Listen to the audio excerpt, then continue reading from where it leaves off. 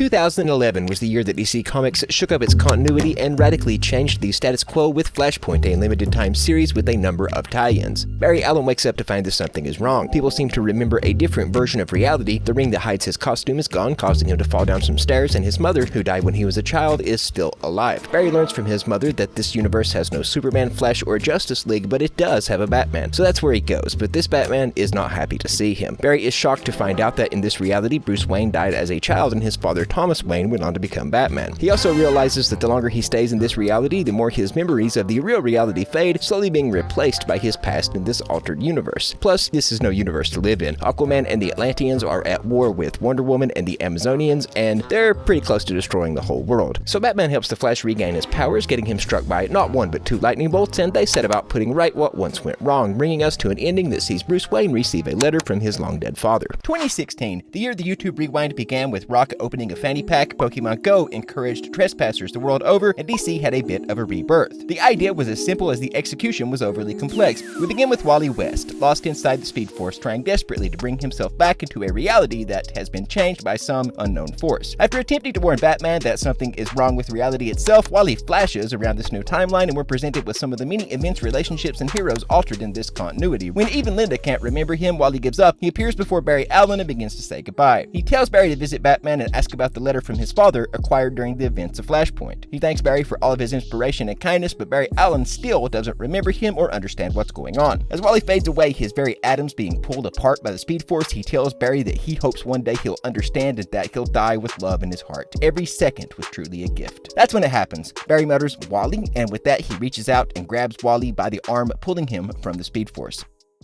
The New Warriors have a superhero reality show. What could go wrong? Our story begins outside a house where Cobalt Man, Cold Heart, Speed Freak, and Nitro are hiding. These villains are way above their pay grade, but the promise of great ratings caused the New Warriors to try and take them down. In all the fighting and quipping for the cameras, Nitro runs. Namorita slams him into a school bus, and that's when it happens.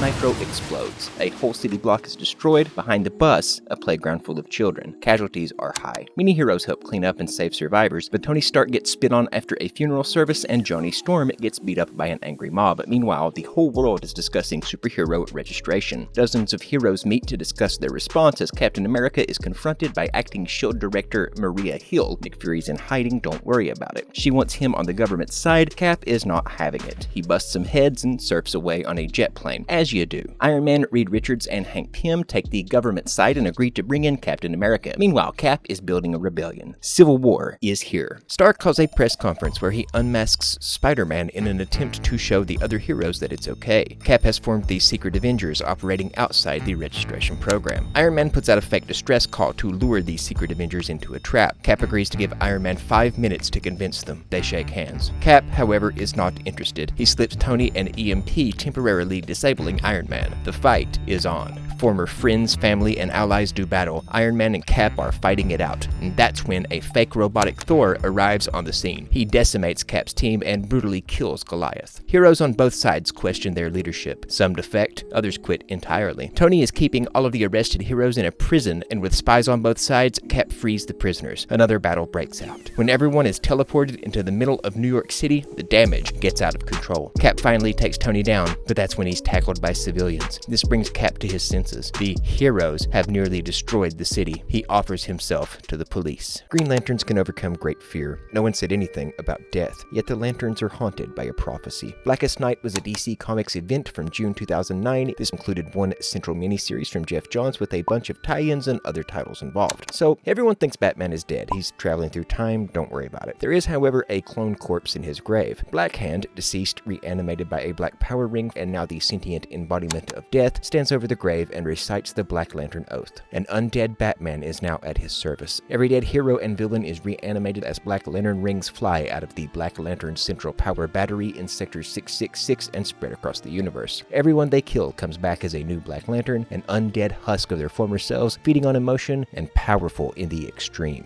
This looks like the end of the DC universe. However, there is one hope. The Indigo Tribe, a little-known Lantern Corps drawing their power from compassion. For 700 years, the universe was a blinding white light. The darkness fought back and light was splintered. Each color corresponds to an emotion that can be condensed into power. Red for rage, orange for avarice, yellow for terror, blue for hope, violet for love, green for willpower, indigo for compassion, black for the death that kills all emotion, and white for the light that enables it. The leader of the Indigo tribe explains, all lanterns must unite to create the white light of creation to defeat Necron, the Lord of the Unliving. The Indigo tribe warps Hal Jordan away to gather the other lanterns, leaving the heroes to fight a losing battle. They gather the primary members of every Lantern Corps. They blast the Black Lantern battery with white light. Necron is summoned to Earth. The Titans in the League are holding, but Dark Lantern Batman appears. Every hero that has come back from death is now a Black Lantern. Only Flash and Jordan escape. The Lanterns start sending rings to gather new members. Necron's going to kill the entity, the beginning of life. The entity gives everyone who came back from death a White Lantern ring. The White Lantern Corps is born. In Necron's defeat, everyone who has been brought back is now alive. Click subscribe and ring the bell, share on Twitter, Facebook, and Reddit, rate the video up or down so I know how I did, and thank you to Lauren Alexandra, Sleepy Hollow, Josh Gallagher, and these nerds on screen. Please be kind to each other. I'm Jay Parks.